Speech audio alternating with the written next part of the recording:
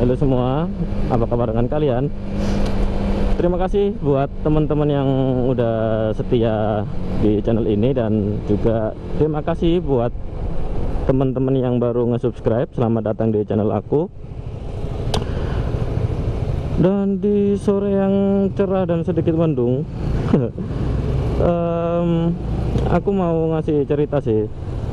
Kalau nggak salah kejadiannya ini kemarin malam atau kemarin lusa malam gitu, aku lupa. Jadi ini ceritanya tentang begal yang ada di Kota Pasuruan. Nah, kebetulan yang kejadian kemarin itu terjadi di jalan antara Pandaan arah ke Malang, sekitar jam 7 malam kalau nggak salah. Jadi itu motor apa gitu yang kena, aku lupa. Nah, keadaan jalan sih katanya waktu itu nggak sepi-sepi banget sih, karena masih sore juga kan. Dan saat itu ada warga yang mau nolong si korban katanya. Nah, ini ceritanya ada dua versi sih. Versi yang pertama, ketika warga itu mau nolongin si korban, nah si begal ini ngelempar bondet itu bom ikan kayak gitu. Jadi warga kesusahan buat nolong si korban. Kemudian versi yang kedua, katanya ada si begal ini bawa pedang, nggak tahu sih pedangnya jenis apa, yang jelas senjata tajam lah ya. Dan si warga yang mau nolong korban ini juga katanya kena dan dilarikan ke rumah sakit. Mungkin teman-teman yang lebih tahu rincinya bisa komen. Kemudian sebelumnya juga sama sih di Pasuruan, masih di daerah Pasuruan. Ceritanya ada orang yang mau dibegal. Nah, kemudian calon korbannya ini ngelawan si begal. Begalnya sih katanya lebih dari satu, lebih dari dua kalau nggak salah. Nah, sama kasusnya si begal ini bawa bondet tadi atau bom ikan tadi. Nah, karena si korban ini berontak, akhirnya bomnya itu kena begal itu sendiri, satu yang mati di tempat. Mungkin teman-teman yang daerah Pasuruan udah tahu semua tentang ini, karena foto-foto yang beredar juga udah banyak beredar di media sosial. Dan sedangkan teman-teman begal yang lain udah pada kabur.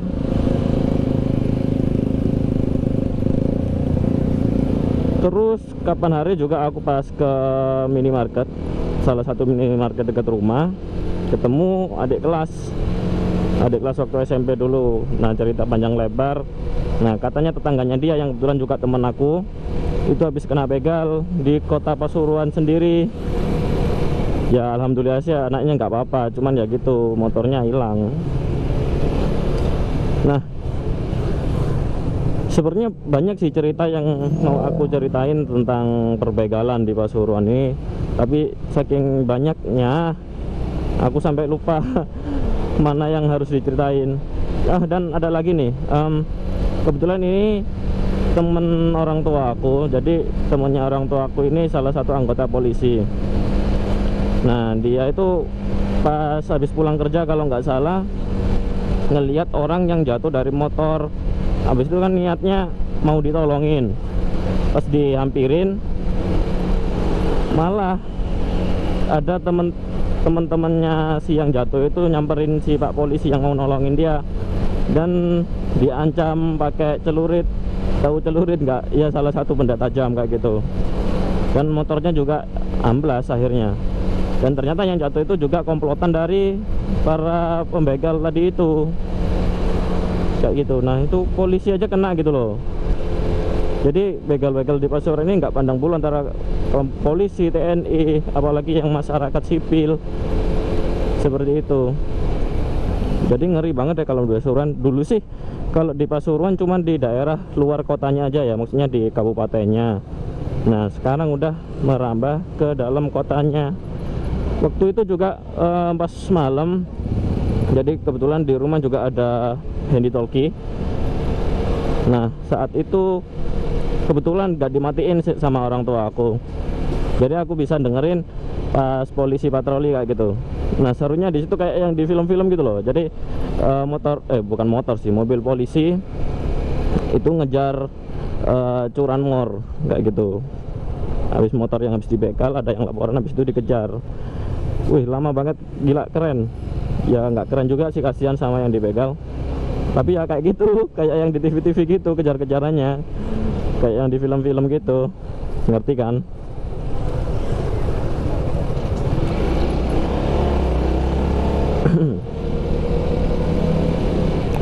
Kemudian cerita apa lagi ya tentang begal di Pasuruan? Banyak deh pokoknya. Dan ini juga yang diresahkan warga Pasuruan. Jadi dalam kota sendiri udah banyak begal. Mau keluar ke arah Surabaya, mau ke arah Bangil juga ada begal. Mau ke arah Probolinggo atau Jember juga ada begal.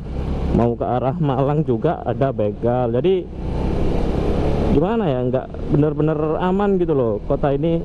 Ya meskipun perlu diapresiasi sih, polisi pas malam-malam juga udah banyak yang patroli pakai mobil polisi. Aku juga tahu sendiri. Tapi mungkin kurang kali ya, karena satu mobil patroli ngejangkau radius berapa kilometer gitu. Sedangkan kan kita nggak tahu begalnya ada di mana. Dan kalau mungkin sih polisi, kalau ini menurut aku mungkin polisi bisa kerjasama mungkin ya, kali aja dengan masyarakat kayak gitu mungkin, atau ngasih sayembara gitu, siapa yang bisa bawa kepalanya begal dapat hadiah. Enggak, kebanyakan nonton One Piece ini gua.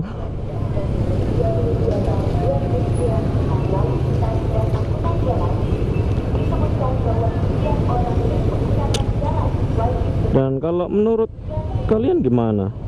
Punya saran nggak gimana sih ngatasi begal kayak gini, yang marak kayak gini? Dan kalau di daerah kalian gimana tingkat perbegalannya? Sering terjadi nggak atau jarang-jarang? Mungkin kamu punya cerita tentang di kota kamu, atau kamu pernah ngalamin sendiri, dan mungkin kamu bisa ngasih tips ke teman-teman gimana sih caranya bisa lepas atau mempertahankan diri kalau kita ketemu begal. Ya amit-amit sih jangan sampai ketemu begal.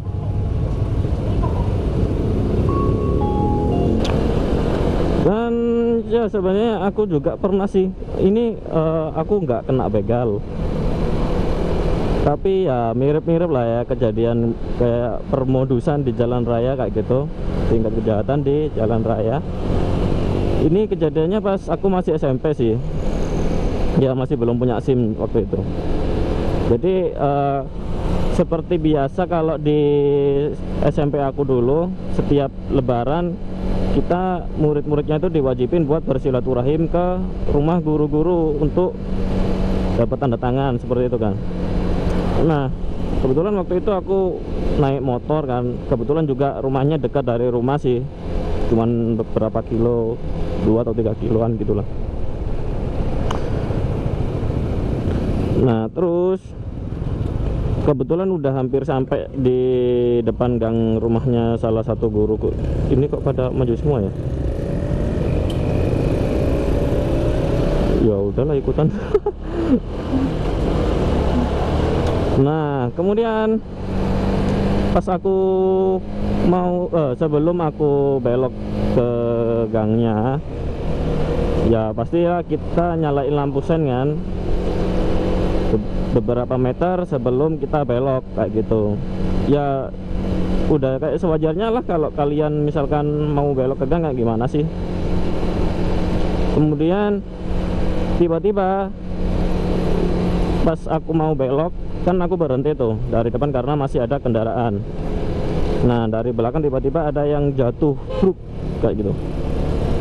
Nah orang ini tiba-tiba marah-marah gitu ke aku, bilangnya sih karena berhentinya dadakan bla bla bla gitu. Padahal saya enggak, karena di situ juga ada banyak saksi dari tukang becak. Nah waktu itu ya udah deh minggir kan, biasa orangnya juga masih ngomel-ngomel kayak gitu.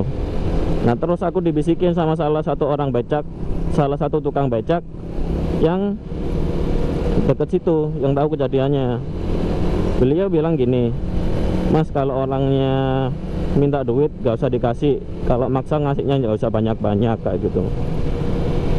Ya udah deh aku telepon orang tua aku kan, Aku kasih nomor orang tua aku, kemudian orang tua aku janjian ke rumahnya kalau nggak salah. Karena aku waktu itu sama temen aku, boncengan sama temen aku, akhirnya kita ngelanjutin bersilaturahim ke rumah guru. Oke, singkat cerita, aku sudah nyampe rumah. Kemudian orang tua aku juga udah nyampe rumah, kemudian udah cerita. Nah, katanya di sana pas orang tua aku nemuin dia, di sana itu udah banyak temen-temennya gitu loh di dalam rumah itu. Itu nggak tahu sih itu rumahnya dia asli atau bukan. Nah, di sana itu banyak orang-orangnya itu nggak ada yang ramah sedikit pun, kata orang tua aku. Jadi ya berlagak songong gitu loh. Dan mereka penampilannya ya udah kayak preman. Bahkan ada yang lagaknya mentang-mentang gitulah, kayak sok kuat.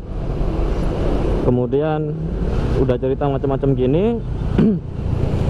Habis itu orang tua aku ya udah, daripada panjang, kalau emang minta ganti rugi disuruh nemuin dia di kantor orang tua aku.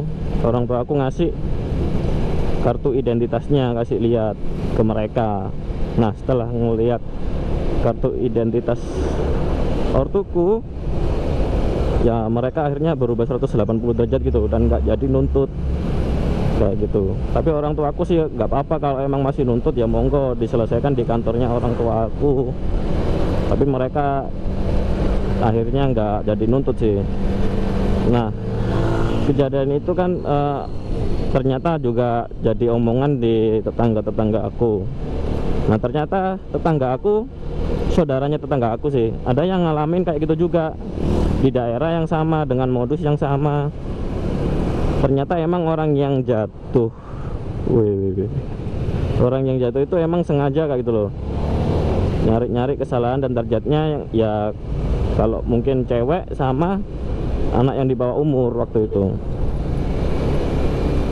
Ya kayak gitu, mungkin itu cerita aku sih. Jadi mungkin kalian punya cerita serupa atau teman atau kerabat kalian, boleh lah ya di share di komentar, kita bagi-bagi info.